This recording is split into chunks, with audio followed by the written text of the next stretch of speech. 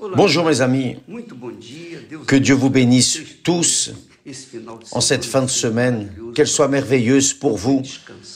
Cherchez à vous reposer et à vous préparer pour le jour de demain qui est dimanche. Lorsque vous allez à la maison de Dieu, que vous soyez de l'Église universelle ou que vous soyez d'une autre Église, peu importe. Mais lorsque vous irez, allez avec le cœur préparé, ouvert, reposé, avec la pensée pure et pensant à avoir une rencontre personnelle avec Dieu lui-même dans la personne du Saint-Esprit. Le Saint-Esprit est le feu, c'est la colonne de feu qui veut vous guider comme il m'a guidé.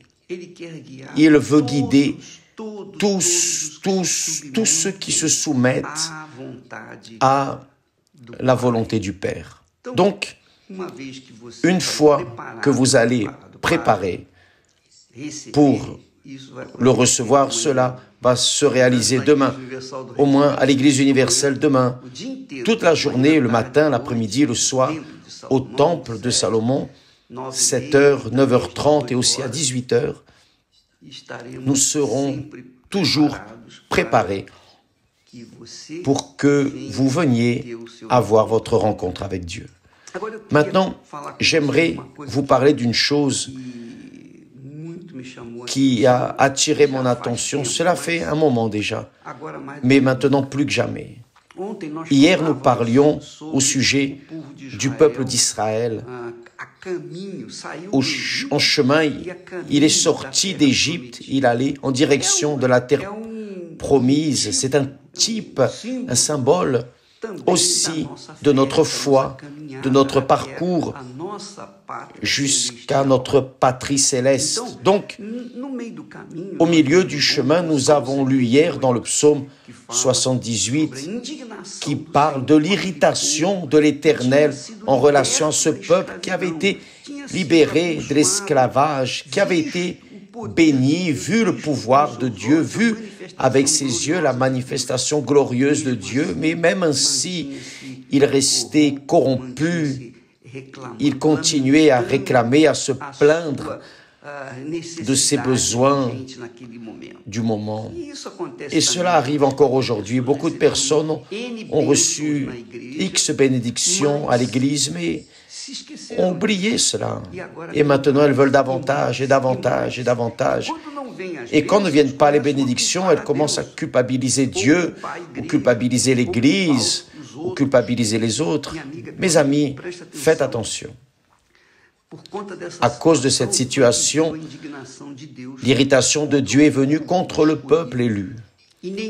Et aucune de ces personnes qui sont sorties là d'Égypte sont entrées dans la terre promise, si ce n'est de Josué et Caleb. Même Moïse n'est pas entré dans la terre promise. Il a pu la voir, mais n'a pas pu entrer. Parce que Dieu était irrité avec ce peuple, irrité avec leurs lamentations, leurs plaintes, enfin. Voyez le texte qui justifie les mots qui viennent sur chacun de nous. Faites attention, faites très attention. Si vous êtes en train de souffrir, faites très attention à cette parole. La parole du Saint-Esprit pour vous, qui dit, ne vous y trompez pas. On ne se moque pas de Dieu.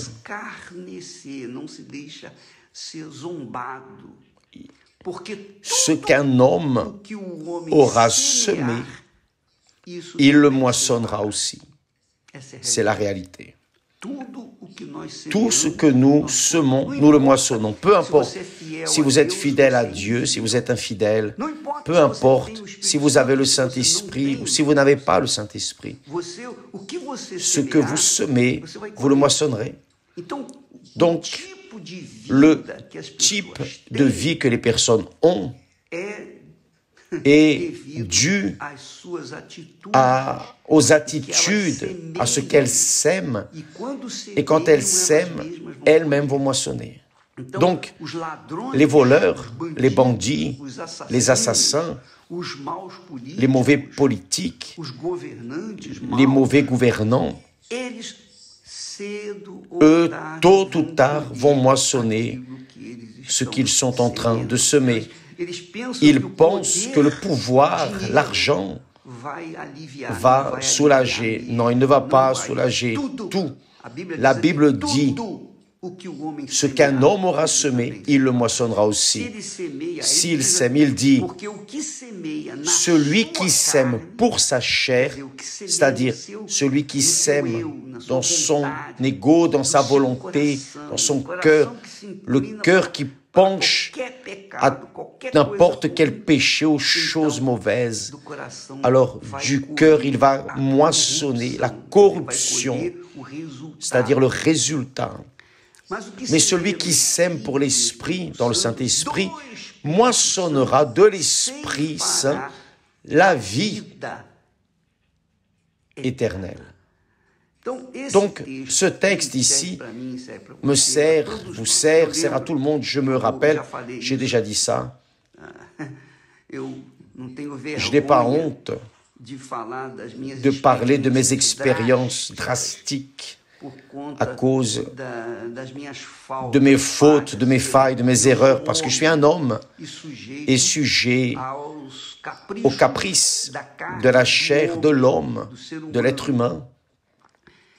Alors, je vais parler avec tristesse, non avec joie, mais comme un exemple pour vous qui me regardez en cet instant et pensez à l'évêque, marche sur un chemin de rose. Non, nous aussi nous luttons, nous aussi nous avons nos guerres, nous aussi, tout comme je vous parle, je parle pour moi aussi.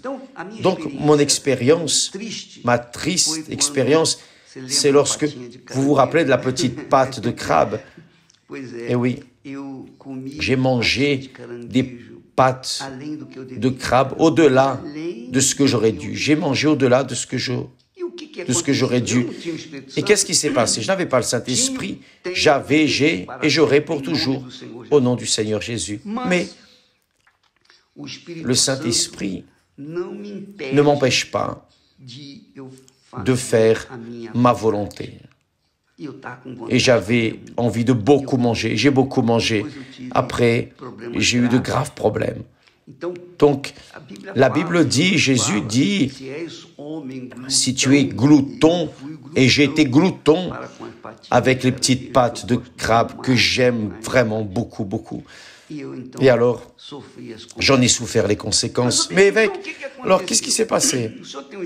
Vous avez le Saint-Esprit, vous n'avez pas vu, vous n'aviez pas de discernement. Si, je l'ai eu. J'ai eu du discernement, mais le cœur a parlé plus fort, les yeux ont parlé plus fort. Et j'ai fini par manger ce que je n'aurais pas dû. Et je n'ai pas mangé ce qui était satisfaisant, j'ai mangé au-delà de ce que j'aurais dû manger. Donc, j'ai moissonné les fruits. Et c'est ce qui est écrit ici. Cela confère exactement ce qui est écrit ici. Celui qui sème pour sa chair moissonnera la corruption. J'ai semé, j'ai moissonné des horreurs. Mais celui qui sème pour l'esprit moissonnera de l'esprit la vie éternelle. Grâce à Dieu, j'ai passé cette expérience désastreuse. J'ai appris et maintenant, je fais attention. Mais je ne me laisse plus entraîner par les yeux pour manger au-delà de ce que je devrais. Bien, mes amis, je dis cela avec honte. Mais je parle pour essayer de vous aider qui, peut-être, vous jugez tout ce qui arrive de mauvais. Ah, c'est le diable, c'est Dieu. Parfois, ce n'est pas le diable, non, le diable est tente. Le diable n'a pas mis le fruit interdit à la bouche de Ève. Il a parlé, il a suggéré. Et Ève est tombée en tentation. Et Adam, la même chose, donc. Le diable travaille avec la parole de tentation. Dieu parle aussi avec la parole du salut. et à ceux qui ont du sens d'écouter la voix du Saint-Esprit pour avoir la vie éternelle, écouter et obéir. Et si la personne est têtue, entêtée, alors cette créature va souffrir les conséquences. Et ce n'est pas la faute de Dieu, non. C'est la sienne. C'est la sienne. Parce qu'ici, il est écrit, celui qui sème pour sa chair moissonnera de la chair la corruption. Mais celui qui sème pour l'Esprit, le Saint-Esprit, moissonnera de l'Esprit la vie éternelle. Tout ce que nous semons, mes amis, tout ce que nous plantons, nous allons le moissonner. Il n'y a rien d'autre à faire.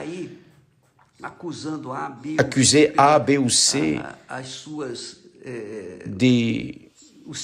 de vos maux. N'accusez personne. Vous êtes responsable de votre propre vie. Ah, mon mari, ah, ma femme. Qui s'est marié avec elle? Ce n'était pas vous qui vous êtes marié, ce n'était pas vous qui avez choisi, ce n'était pas vous qui l'avez choisi. Alors, supportez les conséquences, vous allez souffrir, parce que vous avez mal choisi. Vous n'avez pas choisi selon le Saint-Esprit, vous avez choisi selon vos yeux. Et là, c'était pire que moi, parce que moi, j'ai écouté mes yeux et j'ai mangé au-delà. Mais grâce à Dieu, j'ai appris et je vous passe cette leçon. Maintenant, vous avez choisi. Vous avez mal choisi votre mari, votre épouse, enfin. Vous avez choisi. Donc, les conséquences, vous allez devoir être préparé à les affronter. Ce que l'homme sèmera, il le moissonnera aussi. Donc, il revient aux sages spirituels de ne pas semer ce qui n'est pas bon, parce que s'ils le font, certainement qu'ils moissonneront les fruits. Que Dieu vous bénisse et à demain. N'oubliez pas, demain, nous aurons une journée spéciale dédiée à ceux qui veulent le Saint-Esprit, l'Esprit de Dieu, qui veulent que le Saint-Esprit soit colonne de feu en eux, pour qu'alors ils puissent les guider dans le désert de ce monde jusqu'à arriver à la terre promise, qui est le royaume des cieux. Que Dieu vous bénisse au nom du Seigneur Jésus-Christ. Amen.